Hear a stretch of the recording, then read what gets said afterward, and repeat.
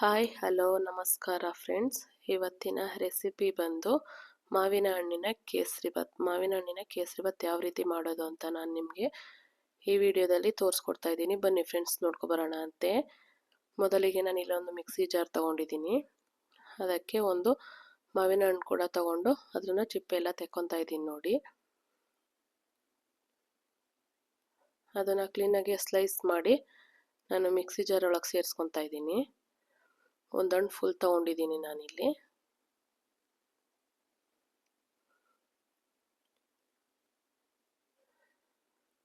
ನೋಡಿ, ಎಲ್ಲ ಸ್ಲೈಸಸ್ ಮಾಡಿ ಮಿಕ್ಸಿ ಜಾರ್ಗೆ ಹಾಕೊಂಡಿದ್ದೀನಿ. ಇದಕ್ಕೆ ನಾನಿಲ್ಲಿ ಅರ್ಧ ಕಪ್ ಆಗೋಷ್ಟು ನೀರು ಕೂಡ ಸೇರಿಸ್ಕೊಂಡು ಮಿಕ್ಸಿ ಮಾಡ್ಕೊಳ್ಳೋಣ ಅಂತೆ.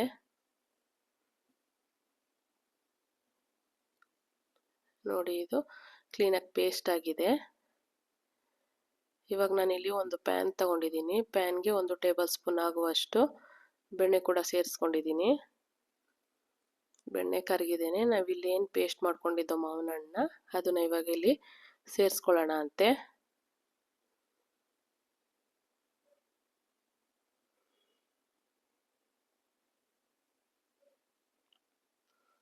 ಸೇರಿಸ್ಕೊಂಡು ಬೆಣ್ಣೆ ಜೊತೆ ಕ್ಲೀನಾಗಿ ಮಿಕ್ಸ್ ಮಾಡ್ಕೋಬೇಕು.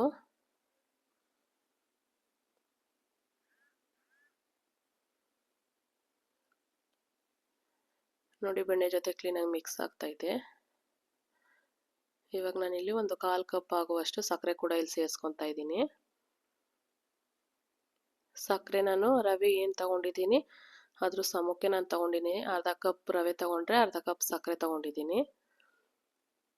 ಅದರಲ್ಲಿ ನಾನಿವಾಗ ಸ್ವಲ್ಪ 1/4 ಭಾಗ ಆಗುವಷ್ಟು ಸಕ್ಕರೆನ ನಾನಿಲ್ಲಿ ಮಾವಿನ ಹಣ್ಣಿನ ಜೊತೆ ಸೇರಿಸ್ಕೊಂಡಿದ್ದೀನಿ. ಸೇರಿಸಿ ಇವಾಗ ಕ್ಲೀನಾಗಿ ಮಿಕ್ಸ್ ಮಾಡ್ಕೊಳ್ಳೋಣ ಅಂತೆ.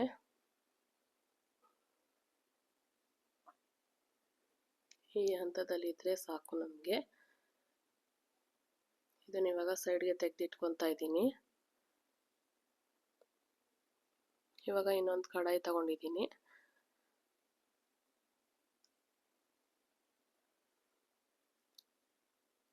ಅದಕ್ಕೆ 1 ಟೇಬಲ್ ಸ್ಪೂನ್ ಆಗುವಷ್ಟು ಬೆಣ್ಣೆ ಕೂಡ ಸೇರಿಸ್ಕೊಂಡಿದ್ದೀನಿ.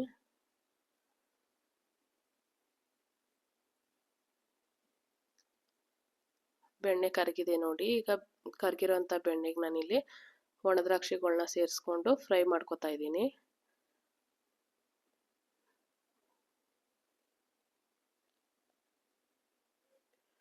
ಚೆನ್ನಾಗಿ ಫ್ರೈ ಆಗಬೇಕು ಒಣದ್ರಾಕ್ಷಿ.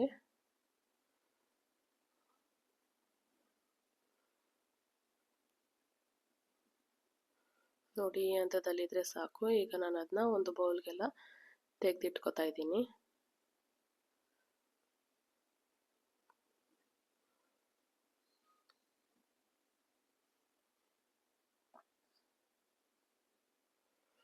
ಅದೇ ಬೆಣ್ಣೆಗೆ ಈಗ 10 ರಿಂದ 15 ಗೋಡಂಬಿನ ಸಣ್ಣಗೆ ಹೆಚ್ಚಿಟ್ಕೊಂಡಿರೋಂಥ ಗೋಡಂಬಿನ ಸೇರಿಸ್ಕೊಂಡು ಫ್ರೈ ಮಾಡ್ಕೊತಾ ಇದ್ದೀನಿ.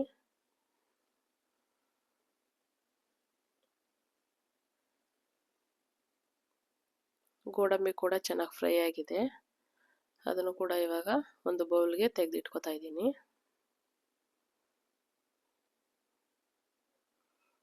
ಇವಾಗ ಲಾಸ್ಟ್ಗೆ ನಾನೀಗ ಬಾದಾಮಿ ಕೂಡ 10 ರಿಂದ 15 ಬಾದಾಮಿ ತಗೊಂಡಿದ್ದೀನಿ. ಅದನ್ನು ಸಣ್ಣಗೆ ಹೆಚ್ಚಿಟ್ಕೊಂಡಿರೋಂಥ ಬಾದಾಮಿ, ಅದನ್ನು ಬೆಣ್ಣೆಲಿ ಚೆನ್ನಾಗಿ ಫ್ರೈ ಮಾಡಿ ಅದನ್ನು ಒಂದು ಬೌಲ್ಗೆ ತೆಗೆದಿಟ್ಕೊಳ್ಳೋಣ ಅಂತೆ.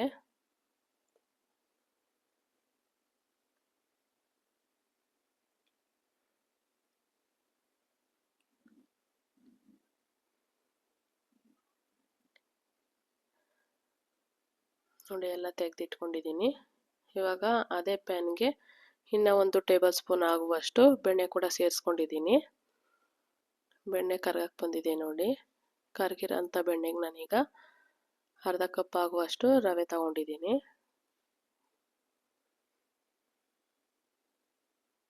ರವೆನ ಬೆಣ್ಣೆ ಜೊತೆಗೆ ಚೆನ್ನಾಗಿ ಫ್ರೈ ಮಾಡ್ಕೊತಾ ಇದ್ದೀನಿ.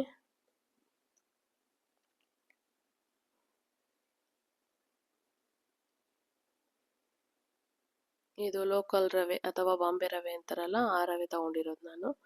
ಕೆಲವರು ಚಿರೋಟಿ ರವೆಲ್ಲೂ ಮಾಡ್ತಾರೆ, ಆ ರವೆ ಕೂಡ ಯೂಸ್ ಮಾಡ್ಕೋಬೋದು. ಈಗ ನಾನು ಹಾಗೆ ಉಳಿಸ್ಕೊಂಡಿರೋಂಥ ಸಕ್ಕರೆನ ಇಲ್ಲಿ ನಾನು ಸೇರಿಸ್ಕೊತಾ ಇದ್ದೀನಿ ನೋಡಿ.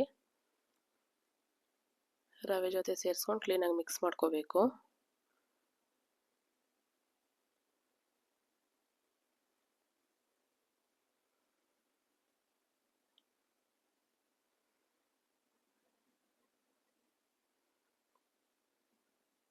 ನೋಡಿ ಚೆನ್ನಾಗಿ ರವೆ ಮತ್ತು ಸಕ್ಕರೆ ಎರಡೂ ಬೆಣ್ಣೆ ಜೊತೆ ಫ್ರೈ ಆಗಿದೆ. ಈ ಟೈಮ್ಗೆ ನಾವು ಹಾಗೆ ಮಾವಿನ ಹಣ್ಣನ್ನು ಏನು ಫ್ರೈ ಮಾಡಿ ಇಟ್ಕೊಂಡಿದ್ವಿ ಅದನ್ನು ನಾವಿಲ್ಲಿ ಆ್ಯಡ್ ಮಾಡ್ಕೊಳ್ಳೋಣ ಅಂತೆ. ನಾನಿಲ್ಲಿ ಯಾವುದೇ ರೀತಿ ಆರ್ಟಿಫಿಷಿಯಲ್ ಕಲರನ್ನು ನಾನಿಲ್ಲಿ ಯೂಸ್ ಮಾಡಿಲ್ಲ. ಎಲ್ಲೋ ಆಗಲಿ ಕೇಸರಿ ಆಗಲಿ ಏನೂ ಯೂಸ್ ಮಾಡಿಲ್ಲ ನಾನು. ಮಾವಿನ ಹಣ್ಣಿನಲ್ಲಿ ಏನು ಕಲರ್ ಇದೆ ಅದೇ ಬಿಟ್ಕೊಂಡಿದೆ, ನ್ಯಾಚುರಲ್ ಕಲರ್.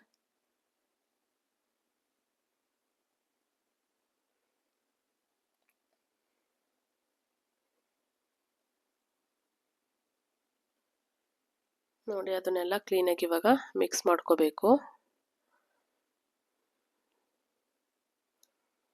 ಮಿಕ್ಸ್ ಆಗಿರೋದಕ್ಕೆ ಅವಾಗೆ ಎಲ್ಲ ನಾವು ಬೆಣ್ಣೆಲಿ ಫ್ರೈ ಮಾಡಿ ಇಟ್ಕೊಂಡಿದ್ವಲ್ಲ ಡ್ರೈ ನಟ್ಸ್ ಎಲ್ಲ ಇವಾಗ ನಾನು ಇಲ್ಲಿ ಸೇರಿಸ್ಕೊತಾ ಇದ್ದೀನಿ. ಸೇರಿಸ್ಕೊಂಡು ಅದು ಕೂಡ ಕ್ಲೀನಾಗಿ ಮಿಕ್ಸ್ ಆಗಬೇಕು.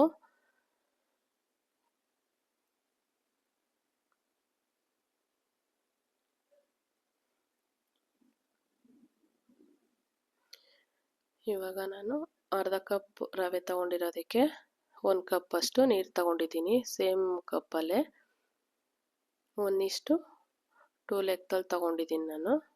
ನೋಡಿ ಗಂಟಾಗ್ದಂಗೆ ಕ್ಲೀನಾಗಿ ನೀರು ಜೊತೆ ಮಿಕ್ಸ್ ಮಾಡ್ಕೋಬೇಕು. ತುಂಬ ಟೇಸ್ಟ್ ಅಂತೂ ತುಂಬ ಚೆನ್ನಾಗಿತ್ತು ಫ್ರೆಂಡ್ಸ್. ನೀವು ಒಮ್ಮೆ ಟ್ರೈ ಮಾಡಲೇಬೇಕಾಗಿರೋಂಥ ರೆಸಿಪಿ ಇದು. ಟ್ರೈ ಮಾಡಿ ಕಮೆಂಟ್ ಬಾಕ್ಸಲ್ಲಿ ತಿಳಿಸಿ ಯಾವ ರೀತಿ ಇತ್ತು ಮಾವಿನ ಹಣ್ಣಿನ ಕೇಸರಿ ಬಾತ್ ಅಂತ.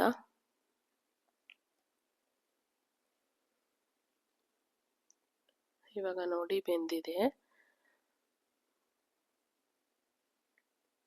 ಬೆಂದಿರೋದಕ್ಕೆ ಇವಾಗ ನಾನಿವಾಗ 1/4 ಟೀ ಸ್ಪೂನ್ ಆಗುವಷ್ಟು ಏಲಕ್ಕಾಯಿ ಪುಡಿ ಕೂಡ ಸೇರಿಸ್ಕೊತಾ ಇದ್ದೀನಿ. ಇದನ್ನು ಕೂಡ ಇವಾಗ ಕ್ಲೀನಾಗಿ ಮಿಕ್ಸ್ ಮಾಡ್ಕೊಳ್ಳೋಣ ಅಂತೆ.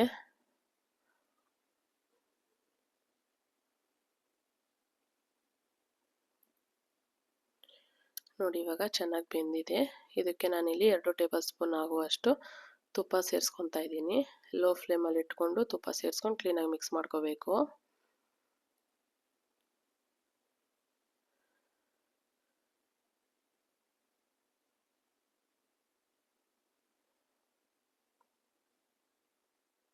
ಇವಾಗ ನಮಗೆ ಬಿಸಿ ಬಿಸಿಯಾಗಿರುವಂತಹ ಮಾವಿನ ಹಣ್ಣಿನ ಕೇಸರಿ ಬಾತ್ ರೆಡಿಯಾಗಿದೆ. ಇವಾಗ ಸ್ಟವ್ ಆಫ್ ಮಾಡಿಕೊಂಡು ಮತ್ತೆ 2 ಟೇಬಲ್ ಸ್ಪೂನ್ ಅಷ್ಟು ನಾನಿಲ್ಲಿ ತುಪ್ಪ ಸೇರಿಸ್ಕೊತಾ ಇದ್ದೀನಿ.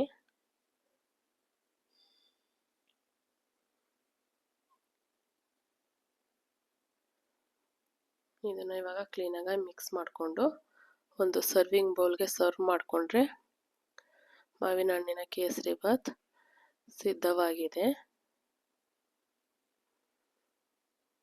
ಈ ವಿಡಿಯೋ ನಿಮಗೆ ಇಷ್ಟ ಆಗಿದ್ದಲ್ಲಿ ಲೈಕ್ ಮಾಡಿ, ಹೆಚ್ಚು ಜನಕ್ಕೆ ಶೇರ್ ಮಾಡಿ.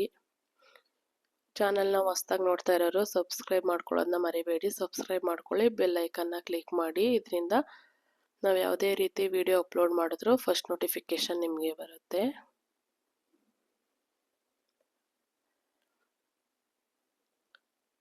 ವಿಡಿಯೋ ನೋಡಿದ್ದಕ್ಕಾಗಿ ಧನ್ಯವಾದಗಳು ಫ್ರೆಂಡ್ಸ್.